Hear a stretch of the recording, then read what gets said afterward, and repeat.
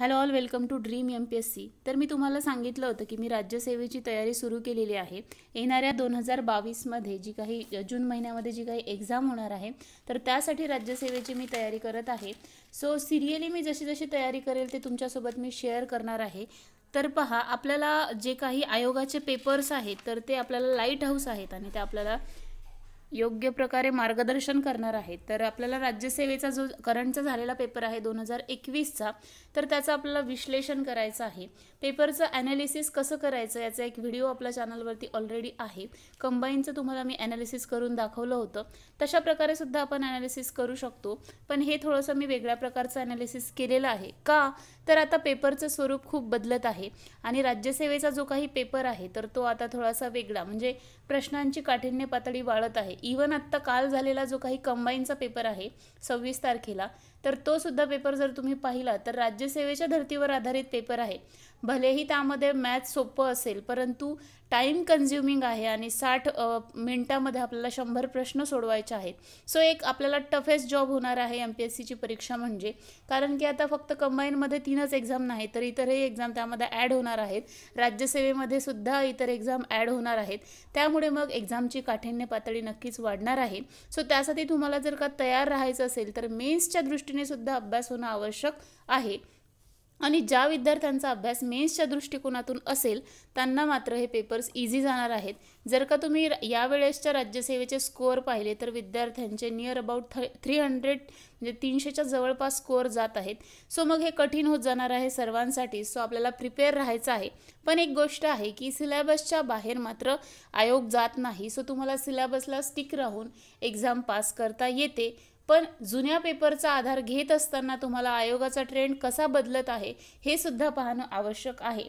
तर पहा, राज्यसेवेचा जर आपण आत्ता झालेला पेपर पाहिला 2021 मधला, तर इतिहासाचं पाहूया आपण.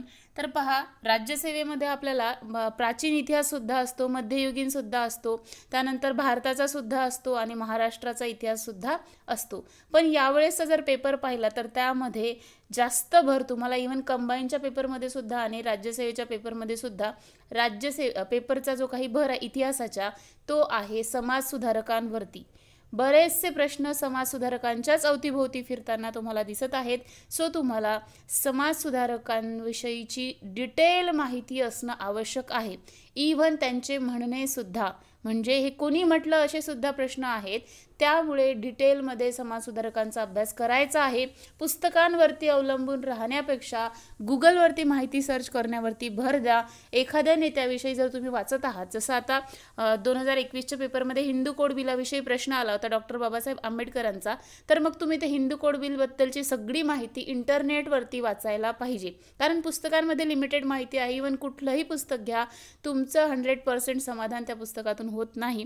सो तुम्हाला तिथे इंटरनेटचा वापर करायचाच आहे. तर 15 प्रश्न होते पहा इतिहासाचे, तर जवळपास 6 प्रश्न हे समाजसुधारकांवरती. अप्रॉक्सिमेटली हे का, तर काही प्रश्न हे समाजसुधारकांच्या अवतीभोवती फिरणारे असतात. म्हणून एक ओव्हरऑल आपण पाहत आहोत की कशा प्रकारे प्रश्नपत्रिका होती. तर 6 प्रश्न जवळपास समाजसुधारकांवरती होता. एक प्रश्न मुघल स्त्रियांवरती, फक्त एक प्रश्न विचारला होता. महाजनपदे वगैरे जे काही विद्यार्थी वाचतात त्याच्यावरती काहीही नव्हतं. त्यामुळे अभ्यास करताना तुम्हाला आयोगाचा ट्रेंड आता लक्षात ठेवायचा आहे. पेपर कात टाकत आहेत हे जे काही आता सांगण्यात येत आहे, म्हणण्यात येत आहे, तर हे नक्कीच होत आहे. त्यामुळे तुम्हाला तुमच्या अभ्यासामध्ये सुद्धा आपल्याला सुद्धा आपली जुनी कातडी टाकण्याची आवश्यकता आहे. तर भूगोलच्या बाबतीत आपण थोडंसं डिटेल पाहूया. तर भूगोलामध्ये 16 प्रश्न होते जवळपास. इतिहासातला सुद्धा पहिला प्रश्न जर का पाहिला ना तुम्ही, तर तो भूगोलातलाच होता. म्हणजे जी काही राज्य आहेत, म्हणजे 1960साठी 1 मे 1960 साली जे काही मुंबईसह महाराष्ट्राची निर्मिती झाली होती, तर एकूण किती जिल्हे आणि तालुके होते असा प्रश्न होता. हा जर पकडला तर मग 17 होतात. म्हणजे असे मिक्स जे काही क्वेश्चन आहेत ते सुद्धा आहेत, करंटशी रिलेटेड सुद्धा आहेत.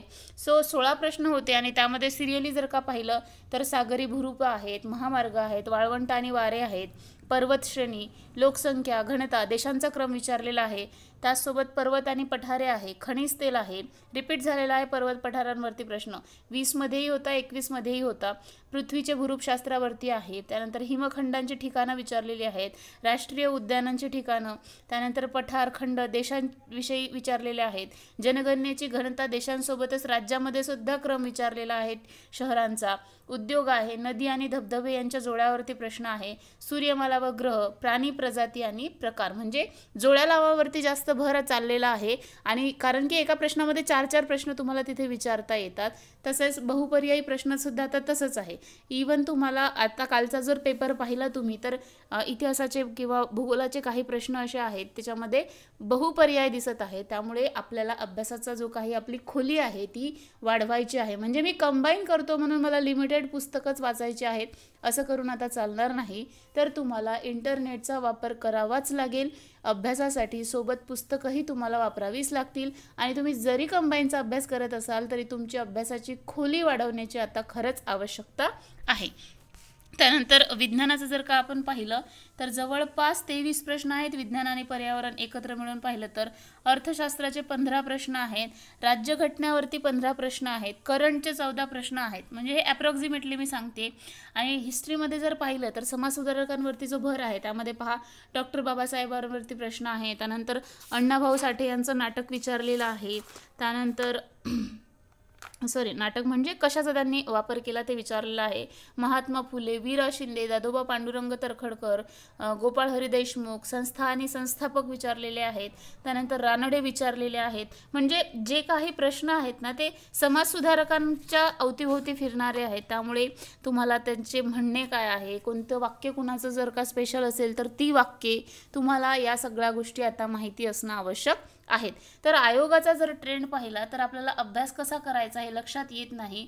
तर सरळ एक सोपा इलाज आहे की मेन्सच्या दृष्टीने तुम्हाला राज्यसेवेचा अभ्यास करायचा आहे आणि त्यासाठी तुम्हाला पेपरचं विश्लेषण तर आधी करावंच लागणार आहे. मी ते तुमच्याशी नक्कीच शेअर करेल की मी कसं विश्लेषण करणार आहे. परंतु तुम्ही स्वतः करा, कारण दुसऱ्याच्या गोष्टींचा फायदा तुम्हाला होणार नाही. स्वतः केलं तरच ते तुम्हाला चांगल्या प्रकारे लक्षात येईल. मग आता 2021चं जसं हे विश्लेषण केलं तर हे कंपेअर करून पहा 2020च्या पेपरसोबत आणि काय फरक 2 पेपरमध्ये दिसतोय. मग तिसरा म्हणजे आपला येणारा पेपर कसा असेल याचा अंदाज तुम्हाला तिथे लावता येणार आहे. 2021 आणि 2020 या 2 पेपरवरून 2022ची रणनीती कशी असेल ही तुम्हाला ठरवायची आहे. लिमिटेड पुस्तकं ठरवून चालणार नाही. एकच पुस्तक मी वाचतो म्हणजे पुस्तकं जास्त वाचा हे मी सांगत नाही आहे. तर त्या जो टॉपिक तुम्ही वाचताय तो टॉपिक तुम्हाला डिटेलमध्ये माहिती असणं आवश्यक आहे. तो टॉपिक तुम्ही डिटेलमध्ये वाचणं इथं आवश्यक आहे, कारण आयोगाच्या प्रश्नांचा ट्रेंड बदलत आहे. कालचा कंबाईनचा पेपर ज्यांनी दिलेला नसेल त्यांनी सुद्धा तो आवर्जून पहा कसा पेपर आहे. राज्यसेवेच्या तोडीचा तो पेपर आहे. त्यामुळे तुम्हाला कंबाईनचा अभ्यास करताना सुद्धा आता खोली वाढवण्याची आवश्यकता आहे. पुस्तकं तेच जरी असले, रिपीट रिव्हिजन जरी केल्या, तुम्ही पहा ना किती बेसिक प्रश्न कमी आलेले आहेत. म्हणजे जे काही कंबाईनला म्हटलं जातं की महाराष्ट्राचं क्षेत्रफळ किती, अशा प्रकारचे प्रश्न नव्हते. थोडेशा वेगळ्या प्रकारचे प्रश्न होते.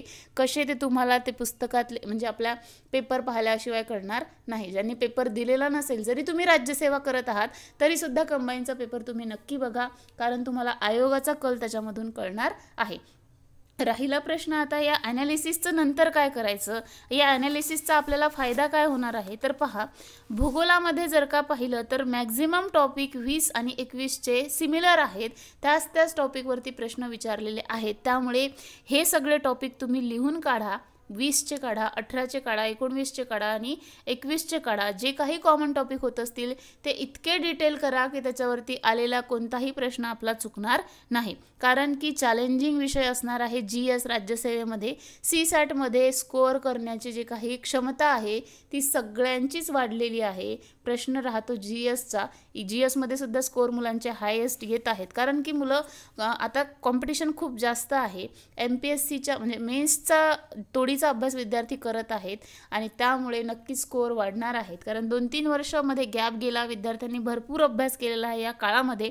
सो तुम्हाला सगळ्यांना सुद्धा तेच करायचं आहे की असं ॲनालिसिस तुम्हाला 20चं करायचं आहे, 18चं, 19चं, 13पासून करायची गरज आहे खरं तर. परंतु तुम्ही जास्त दूर जर नाही जाऊ शकत असले तर ॲटलिस्ट तुम्ही 15-16च्या पुढचे तरी पेपर करा आणि त्याच्यामध्ये कंपेअर करा की काय काय टॉपिकमध्ये कसे कसे दरवर्षी चेंजेस आले, पेपरमध्ये काय काय मॉडिफिकेशन आलं आणि 2019, 20 आणि 21 या 3 पेपरचा आधार घेऊन 2022साठीचे तुम्ही टॉपिक स्वतः ठरवा, तशी रणनीती बनवा. त्याचा नक्कीच फायदा तुम्हाला होणार आहे.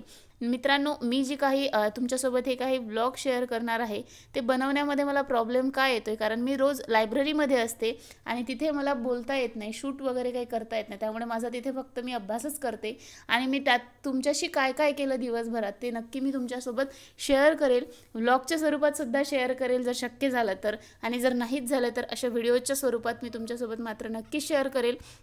राज्यसेवेचा जो काही पेपर आहे त्यासाठी तयारी कशी करायची हे स्टेप वाईज तुम्हाला या सगळ्या व्हिडिओच्या माध्यमातून मी सांगणार आहे. तुम्ही सुद्धा तुमची तयारीत काय काय वेगळेपणा आहे ते सुद्धा कमेंट करून मला नक्की सांगू शकता. अशा प्रकारे ॲनालिसिस नसेल करायचं, चार्ट स्वरूपात करा जसं आधी सांगितलं होतं, मिथुन पवार सरांनी जसं सांगितलं होतं तशा प्रकारे. सो जसं तुम्हाला सोयीस्कर पडेल तसं ॲनालिसिस करा. त्या ॲनालिसिसच्या माध्यमातून टॉपिक ठरवा आणि ते टॉपिक मात्र डिटेल करायचे आहेत. विथ द हेल्प ऑफ गुगलवरती पहा, इतर पुस्तकं पहा, संदर्भ साहित्य वापरा. कारण आता थोडक्यातून होणार नाही आहे, ट्रॅडिशनल पुस्तकातून होणार नाही आहे, तर आपल्याला डिटेलमध्ये माहिती असणं आवश्यक आहे. कारण पहा, कालच्याही पेपरात हे कोणी वाक्य, कोणाचं वाक्य आहे अशा प्रकारचे प्रश्न आहेत. हा जर का आपण राज्यसेवेचा 2021चा प्रश्न पाहिला तर यामध्ये सुद्धा विचारलेला आहे की पहा, एक प्रश्न आहे 9 क्रमांकाचा, सेट ए मधला मी सांगते.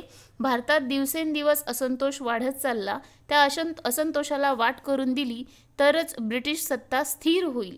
या ॲलन ह्यूम यांच्या विचाराला खालील व्यक्तींचा पाठिंबा होता. बघा, म्हणजे हे वाक्य ॲलन ह्यूमचं आहे, परंतु त्याला कुणाकुणाचा पाठिंबा होता अशा प्रकारचे प्रश्न आहेत. म्हणजे सेईंग्स तर विचारलेलेच आहेत, पण त्याला कुणाचा पाठिंबा होता का, मग त्यांच्यासोबत आणखी कोण होतं का, अशा प्रकारचे प्रश्नही विचारल्या जात आहेत. सो प्लीज तुम्ही अभ्यास करत असताना आता अभ्यासाची खोली वाढवण्याची गरज आहे. सो नक्कीच ॲनालिसिस करा, ॲनालिसिसमधून तुमची रणनीती ठरवा आणि त्यानुसार मार्गक्रमण करा. नवीन असाल तरीसुद्धा तुम्हाला या सगळ्या गोष्टी करायच्या आहेत. फक्त पुस्तकं वाचून आता होणार नाही.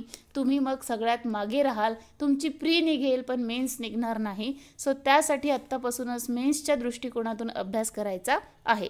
So thank you so much for listening. Video आवडला असल्यास नक्की लाईक करा, शेअर करा आणि तुमच्या काही क्वेरीज असतील किंवा काही सजेशन्स असतील तर नक्की कमेंट करा. Thank you so much for watching.